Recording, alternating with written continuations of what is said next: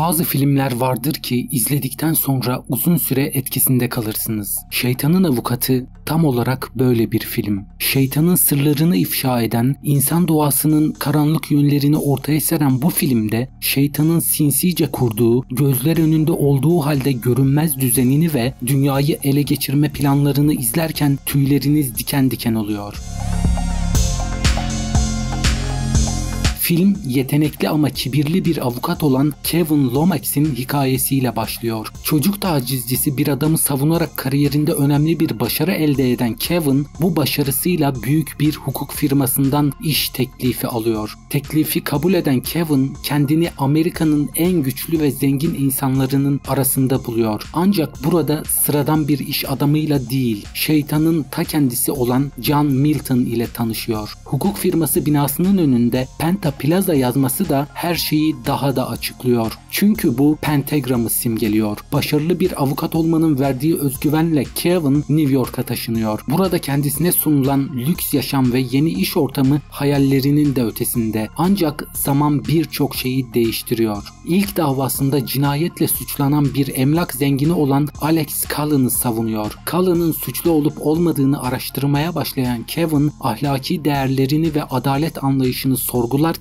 bir yandan da Milton'ın manipülasyonlarına maruz kalıyor. Al Pacino'nun oynadığı Milton karakteri baştan sona gizemli ve ürkütücü bir karakter. Şirketin sahibi olan bu adamla tanışması Kevin'ın hayatının dönüm noktası oluyor. Kevin'a lüks bir yaşam sunuyor ama bu şeytanın tuzaklarından sadece biri. Milton şeytani illüzyonları ve etkileyici konuşmalarıyla Kevin'i ve çevresindekileri etkisi altına alıyor. Şirketteki diğer avukatlar ve çalışanlar da Milton'ın kontrolü altında. Bu insanlar bilerek ya da bilmeyerek şeytanın dünyadaki temsilcileri olarak görev yapıyorlar. Milton'ın Kevin'a sunduğu güç ve başarı aslında onu derin bir karanlığa çekmek için sadece bir yem. Geçen zaman içinde gerçekleri anlamaya başladıkça Kevin'in hayatı bir kabusa dönüşüyor. Filmin en vurucu sahnelerinden biri Kevin'in John Milton'ın evine girdiği kısım. Evin içindeki garip düzeni fark eden Kevin, Milton'ın sadece bir odası olduğunu, başka hiçbir şeyi olmadığını görüyor. Bu durum Kevin'i şaşırtıyor ve çalışanlarından birine "Peki John Milton nerede uyuyor?" diye soruyor. Aldığı cevap ise tüyler ürpertici. Uyuduğunu kim söyledi? Bu sahne şeytanın insanüstü doğasını ve her türlü fiziksel ihtiyacın ötesinde olduğunu vurguluyor. Üstelik bu sahnedeki Milton'ın tüm dilleri konuşabilme yeteneği onun küresel bir etki alanına sahip olduğunu yansıtıyor. Kevin şirketteki ilk davasında büyücülükle suçlanan bir adamı savunuyor. Bu dava Milton'ın gerçek gücünü ve etkisini anlaması için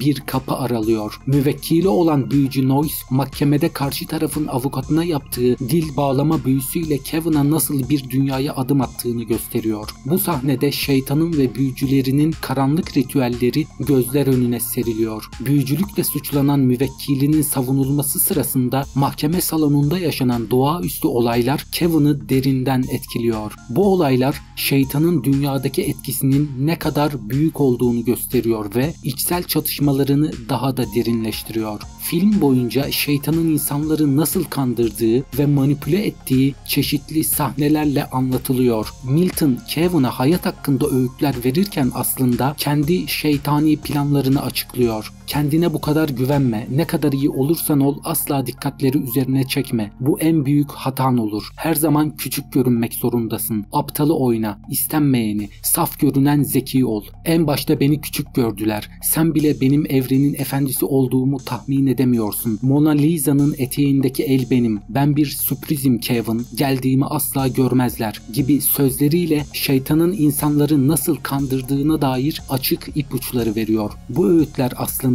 şeytanın sinsi ve manipülatif doğasını anlatıyor. Milton'ın manipülasyonları Kevin'in kişisel ve profesyonel hayatını alt üst ediyor. Milton'ın etkisi altında daha fazla güç ve başarı elde etmek için ahlaki değerlerinden ödün vermeye başlıyor. Bu süreçte içsel çatışmaları ve ahlaki ikilemleri derinleşiyor. Milton'ın manipülasyonları Kevin'in ruhunu sarmalarken onun insan ilişkilerini ve evliliğini de yok ediyor. Kevin'in annesi kasabadan New York'a geliyor ve John Milton'la tanışıyor. Annesinin Milton'ı gördüğünde yaşadığı korku ve şaşkınlık Milton'ın gerçek kimliğini bilmesinden dolayı. Kevin'in annesine Babil'e hoş geldin demesinin ardında yatan sır ise Kur'an-ı Kerim'de de anlatılan Babil'e imtihan için gönderilen ve insanlara sihri öğreten Harut ile Marut adındaki iki melekle alakalı.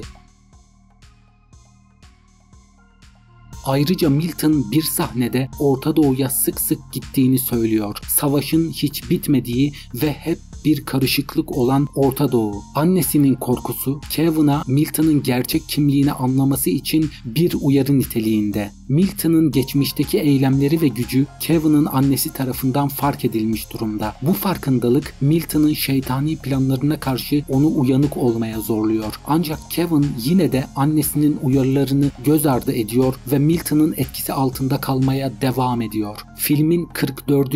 dakikasında Milton ve Mary Ann arasında sıradan gibi görünen diyalogların yaşandığı bir sahnede Milton Mary Ann'e saçını toplamasını ve kestirmesini tavsiye ediyor. Bu sahnede oldukça dikkat çekici bir detay var. Milton Mary Ann'in solundayken aynadaki yansımasında sağında görünüyor. Bu detay şeytanın sağdan ve soldan yaklaşması konusunu akla getiriyor. Bu Mary Ann'in güzelliğini ve cazibesini ön plana çıkararak onu günaha teşvik etme girişimi olarak yorumlanabilir. Milton'ın aynadaki yansımasında sağ tarafta görünmesi ise şeytanın sağdan yaklaşmasını simgeliyor. Milton bir sahnede Kevin'a Eddie Barz'ın hakkında ona iyi bak. Çünkü o gelecek 1000 yılın insanının en iyi örneği olacak diyor ve konuşmaya devam ediyor. Katedral büyüklüğünde egolar geliştirirsin. Dünyayı fiberoptik olarak her ego atımını algılayacak şekilde birbirine bağlarsın. Onlara öyle bir açgözlülük verirsin ki en sıkıcı ve sıradan düşleri bile dolar yeşili altın fantazilerle bezersin. Ta ki insan arzularının peşinde imparator olana dek, kendi tanrısı olana dek. Geleceği satın alır, geleceği satarsın. Ta ki gelecek kalmayana kadar. Mary Ann Milton'ın şirketinde geçen günler içerisinde yavaş yavaş akıl sağlığını kaybetmeye başlıyor.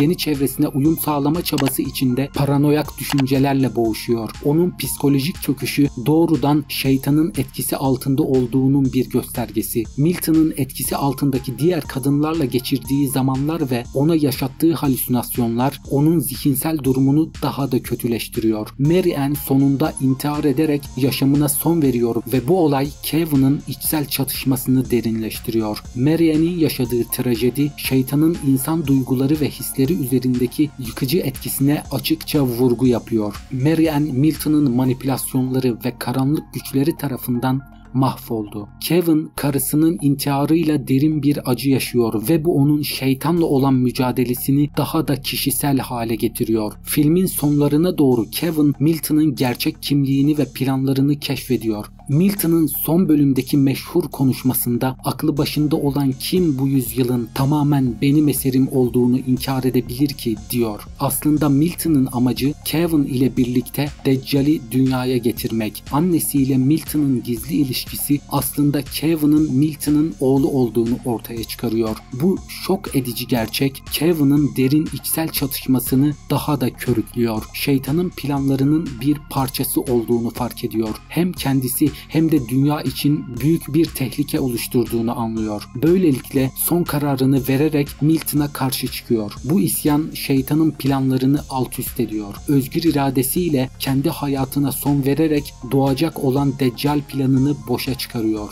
Ancak bu son fedakarlığı filmin sonunda bir döngüye yol açıyor. Kevin kendini en baştaki taciz davasında yeniden buluyor ve hayatının tekrar başladığını anlıyor. Şeytan insan doğasının zayıflıklarını ve arzularını kullanarak Kevin'i yeniden tuzağa düşürmeye çalışıyor. Bu döngü aynı zamanda insan doğasının iyilik ve kötülük, doğru ve yanlış, en temelde de melek ve şeytan gerçeklerinin bir ömür çatışmasını simgeliyor. Başka bir perspektiften bakacak olursak avukat Kevin insanın nefsini temsil ediyor. Şeytanın avukatlığını yapan ve her daim kötüye meyilli olabilen insanın nefsidir diyebiliriz. Kevin'in şeytanla mücadelesi aslında insanın kendi içsel çatışmalarını ve nefsine karşı verdiği mücadeleyi de simgeliyor.